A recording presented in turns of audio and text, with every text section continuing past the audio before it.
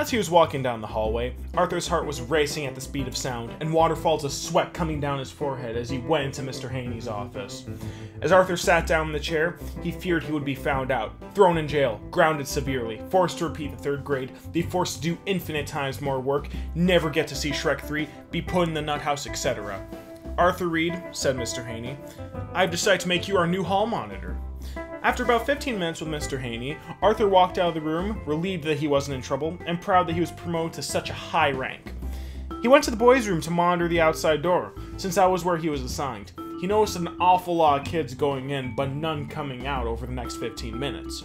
Back in the classroom, everyone was pointing and laughing at George, who had come to school with the hideous bowl cuts, the kind that really Christian parents give their kids. Flashback 2 months earlier, George had told his parents that he wanted to grow his hair out and dye it blue. His parents, of course, disapproved of this, as they thought it was demonic, just like when George wanted to get Magic, Yu-Gi-Oh, and Pokemon cards to play with his friends, or when he wanted to go to Binky's Ultimate Sleepover, or when he wanted to watch Inuyasha and Yu Yu Hakusho. George thought there was no way he was going to be popular until Buster told him he could try hiding his hair under a hat around his parents. He tried it, and it seemed to work for the first few months. Unfortunately, the night he was going over to Buster's to get his hair dyed, which his parents thought was to study for the upcoming science project, George's parents told him to take off his hat at the table. After a good 5 minutes of getting onto him, he finally gave in, took off his hat, and told the truth about where he was going, and why he had been wearing the hat. They then immediately took him into the barbershop and diminished his cool mullet to a dorky bowl cut. Back to when he was in the classroom with the ugly haircut, after a good several minutes of being pointed at and made fun of, George started crying, got up, and ran out of the room. Buster, Brian, and Binky got up and followed along with him. George ran down the hall crying and went into the bathroom. Just as the rest of the gang was about to enter, Arthur stopped them and asked him what was going on in there. Buster told him he was just following George. Everyone then noticed George wasn't crying anymore. They then went into the bathroom and found the most shocking scene possible. The kids were taking their own poop and smearing it all over the toilet bowl, all over the walls, throwing it at each other, slipping and sliding in it, eating it, etc. And George was one of them.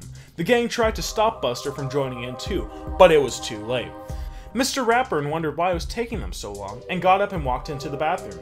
After he saw what was going on in there, he became furious and screamed out, "Why is there shit everywhere?"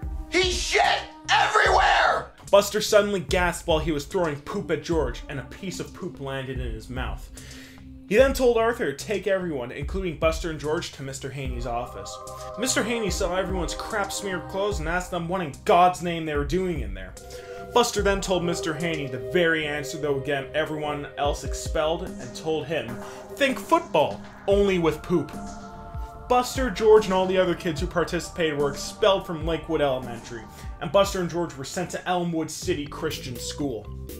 Meanwhile, Mr. Haney rewarded Arthur with a $100 Simon's gift card, and phoned his parents about what a wonderful job Arthur did in capping those kids. But inside, Arthur was guilty about getting his best friend and the most miserable kid in school in major trouble, and that he went totally unpunished for something even worse.